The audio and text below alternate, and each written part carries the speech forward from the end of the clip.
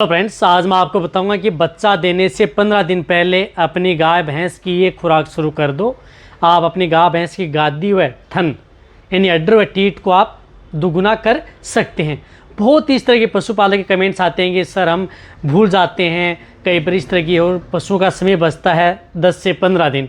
तो उस स्थिति में हम उस पशु की क्या खुराक शुरू करें जिससे कि पशु की अड्डर का डेवलपमेंट उससे डबल हो जाए, यानी कहने का मतलब अड्डर का डेवलपमेंट पहले की तरह से दुगुना हो जाए, टीठ छोटे हैं वह भी बढ़ जाएं और साथ में यदि जो ब्याने के बाद में उसमें दूध की मात्रा भी बढ़ जाए। तो आज की वीडियो के अंदर मैं आपको इस तरह की खुराक बताऊंगा कि यदि आप अपने पशुओं को ब्याने से 15 दिन बच्चे हैं या 10 दिन बच्चे हैं या 20 दिन बच्चे हैं तो उस स्थिति में यदि स्टार्ट कर देंगे तो आपको दुगुना बेनिफिट पशु में देखने को मिलेगा। वीडियो लंबी ज़रूर होगी लेकिन स्किप करके देखना, पूरा देखना। इस चैनल पर नए जुड़े हैं पहले आप इस चैनल को सब्सक्राइब, साथ में बेल आइकन और ऑल वाला, क्योंकि आपको पता है कि इस चैनल पर सही जानकारी के साथ वीडियो दी जाती है। देखो, अड्डर का डेवलपमेंट करना है, पशुओं का समय कम बचा है तो आपको एक विशेष रूप से ध्यान रखना होगा कि पशुओं के लिए जो भी यदि दाना मिश्रण दे रहे हैं वह उसे अच्छी डाइट में कन्वर्ट करना होगा। यानी दाना मिश्रण आपको अच्छा देना होगा, अच्छी डाइट देनी होगी। लेकिन आपको एक बात ज़रूर ध्यान में रखनी होगी, यदि जो भैंस हैं, ज़्यादातर भैंस में जो दिक्कत आती है प्रोलेप्स की, यूटेराइन प्रोलेप्स की, तो उस स्थिति में आप उसकी खुराक को ज़्यादा नहीं करना है। कहने का मतलब है कि उसकी खुराक डबल नहीं करना है। जिसमें प्रोलेप्स की शिकायत है, शरीर दिखाई दे रहा है, चाहे आपकी गाय हो या भैंस, उसको आप दिन में डाइट दे सकते हैं। जैसे जैसे रात का समय आता है, समय दिन ढलता जाता है, उस स्थिति में उसकी खुराक कम कर देनी चाहिए।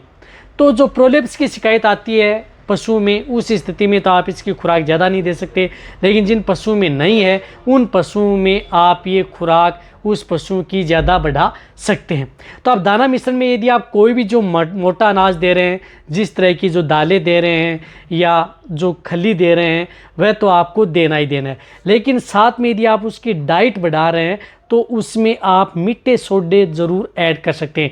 यानी खाने का सोडा है सोडियम बाइकार्बोनेट, वह 50 ग्राम आप ऐड कर सकते हैं उसमें। यदि खुराक आपको लग रहा है कि हमने ज़्यादा दे दी है तो 50 ग्राम आप सप्ताह में 2 से 3 बार, यदि ज़्यादा बॉडी वेट है तो 100 ग्राम। कंटिन्यूटी आपको देना नहीं है, सप्ताह में 2 से 3 बार ये ज़रूर आपको ऐड करना है ताकि पशुओं में किसी भी तरह की रूमन में संबंधित कोई दिक्कत न हो। सबसे ज़्यादा दिक्कत इस तरह के केस में क्या देखने को मिलती है कि पशु की आप डाइट बढ़ाते हैं तो पशुओं में रूमन के अंदर जो गैस बनना स्टार्ट हो जाता है, अपचन की शिकायत हो जाती है। कई बार पशु खाना पीना ही नहीं करता, खाना कम कर देता है। तो इसके बचाव के लिए अब आपको देना क्या है? देखो, देना यह है, आपको सबसे बेस्ट यदि रिजल्ट लेना है तो आपको मूंग और चना दोनों का प्रयोग करना है। मूंग और चने का, अब ये दोनों का प्रयोग कैसे करना है? आपको ये करना है कि जो मूंग व चना है वह शाम के समय आपको भिगो लेना है। यानी शाम को समय आपको जो मिट्टी का बर्तन होता है उसमें भिगो लेना है। उसकी डोज यदि आपको 150 ग्राम से लेकर के 200 ग्राम, दोनों की सेम डोज होगी। जैसे यदि जिनका बॉडी वेट कम है तो उन्हें आप 150 ग्राम उसमें चना मिला लिया, 150 ग्राम आप उसमें मूंग मिला लिया, दोनों की बराबर मात्रा होगी। यदि जिनका बॉडी वेट ज़्यादा है शरीर से तो उन्हें आप 200 ग्राम चना और 200 ग्राम मूंग, इन दोनों को भिगो लेना है, मिट्टी के बर्तन में भिगोना है। और सुबह यदि जैसे ये उसका जो पानी बचता है उस पानी को आप निकाल देना है, या उस पानी को आप पशुओं को पिला भी सकते हैं, कोई दिक्कत नहीं है। या पशुओं को जो भी बांट या दाना मिश्रण जो आप बनाते हैं उसमें मिला करके भी पशुओं को दे सकते हैं, कोई दिक्कत नहीं होगी। या यदि आप अलग करना चाहते हैं, यदि उस पशु को पानी मिलाने के बाद में आपका पशु उस बांट या दाना मिश्रण को नहीं खाता है तो आप पानी को बाहर भी कर सकते हैं। लेकिन आप जो मूंग व चना यदि सुबह तक भीग करके तैयार हो जाते हैं तो क्या हो जाते हैं कि थोड़े अंकुरित हो जाते हैं। जब अंकुरित मूंग व चना हो जाते हैं तो उसमें मिलता क्या है? देखो, जैसे मूंग होता है वह पशुओं के ब्लड को प्रेशर बनाता है, यानी ब्लड का सर्कुलेशन तेज करता है, आरबीसी की मात्रा को बढ़ाता है और पशुओं में जो शरीर का डेवलपमेंट है उसको करता है।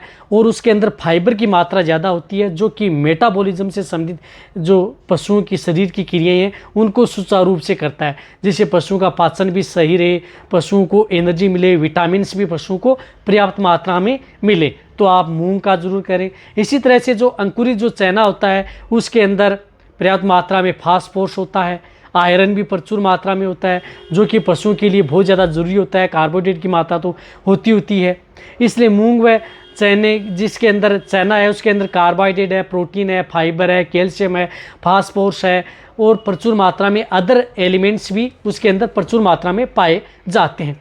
तो ये दोनों यदि पशुओं के देंगे तो पशुओं के अडर डेवलपमेंट बहुत जल्दी आपको देखने को मिलेगा। अब देना कैसे है, जो भी यदि आप सुबह यदि पशुओं को जो बांट दे रहे हैं, जो भी यदि आप खिला रहे हैं, जितना भी जो प्रकार का बांट मिला है उसमें आपको वो ऐड कर देना है, ऐड करके उस पशु को खिला देना है।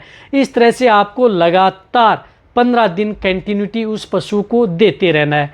और दोनों की जो तासीर होती है वो ठंडी होती है, यानी पशु में किसी भी तरह की वो गर्मी नहीं करेंगे, आपके पशु में ठंडी करेंगे और पशु स्वस्थ भी रहेगा। और 15 दिन में आप देख सकते हैं कि आपके पशुओं में अच्छी आर्डर का डेवलपमेंट होगा, टीथ भी बढ़ेगा, यानी जिन पशुओं के थन छोटे हैं वह उनका भी डेवलपमेंट होगा। लेकिन कई बार इस तरह की दिक्कतें हैं कि जैसे चना यदि हम दे रहे हैं तो कई बार पशुओं के अंदर ऐसा ना हो कि कई बार रूमन की पीएच कम होने का चांस या थोड़ा अप डाउन होने का चांस रहता है। तो उस स्थिति में आप अपने पशुओं को जिस तरह से रूमन एपएस पाउडर आता है, रूमन एपएस पाउडर वह बीच बीच में पशुओं को देते रहें। जैसे सप्ताह में आपने एक बार रूमन एपएस का पाउडर दे दिया, 15 दिन बच्चे हैं बहने से, तो आप जैसे 4 से 5 बार बीच बीच में 2 से 3 दिन छोड़ करके फिर रूमन एपएस पाउडर दे दिया। या जिन पशु में दिक्कत नहीं है तो कोई दिक्कत नहीं है, लेकिन सेफ रखना चाहते हैं तो आप रूमन एपएस पाउडर उस पशु को साथ में ऐड कर सकते हैं, ताकि पशु में किसी भी तरह की रूमन में कोई दिक्कत देखने को न मिले। लेकिन अब आपको साथ में ऐड क्या करना है, ऐड आपको करना है इसके अंदर vitamin H, biotin, vitamin A, D, C और एच जो विटामिन आती हैं, ये एच जो विटामिन एच के प्रोडक्ट आते हैं वह ज़रूर देना है, उनके साथ मिक्स करना ही होगा। वह आपको 20 ml पर डे के हिसाब से, वह शाम के समय आपको 20 ml आप किसी भी जैसे रोटी में चौपड़ करके भी दे सकते हैं, या जो पशु को यदि आप अनाज खिला रहे हैं, जो बांट खिला रहे हैं उसमें मिला करके भी दे सकते हैं, या पशु को डायरेक्ट ओरली भी आप उस पशु को दे सकते हैं। लेकिन वह शाम के समय आपको देना है। विटामिन एच के अंदर कोई भी हो जिसके अंदर बायोटीन है, जिस प्रकार से वाइटम एच, मल्टीस्टार एच, जितनी भी एच आती हैं उनमें से कोई सी भी विटामिन एच अच्छे ब्रांड का होना चाहिए, इथिकल होना चाहिए, डुप्लीकेट नहीं होना चाहिए। इस बात का ध्यान रखना है। अच्छी बड़ी कंपनियों का लेकर के उस पशु को कंटिन्यूटी आप 15 दिन दें। ये क्या करेंगे, पशु के अड्डर का तो डेवलपमेंट करेंगे, टीट का भी डेवलपमेंट करेंगे, पशु में ब्याने में भी दिक्कत नहीं रहेगी। जैसे यदि आपके पशु की ब्याएगी उसकी डिलीवरी भी आसानी से होगी और किसी भी तरह की कोई नुकसान भी पशु में नहीं करेगा और पशु में एनर्जी बनी रहेगी, नेगेटिव एनर्जी भी नहीं आएगा, पशु हष्ट पुष्ट रहेगा। तो ये आप अपना पशु में यदि कम समय बचे हैं तो ये अपना करके आप अपने पशु में ज़रूर देखें।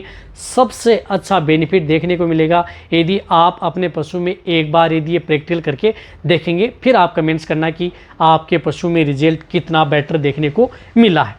इसी तरह से आपको अलग अलग इस तरह की बहुत ही अच्छी वीडियो इस चैनल पर समय समय पर ऐसे ही आपको सही जानकारी के साथ मिलती रहेंगी। यदि आपको और भी जानकारी लेनी चाहिए कमेंट में लिखिए, उसके अंदर वीडियो मिल जाएगी। वीडियो जितना हो सकता है पशुपालन स्टूडेंट है उनके साथ शेयर करें। इसी तरह से वीडियो देखते रहिए। थैंक्स, धन्यवाद।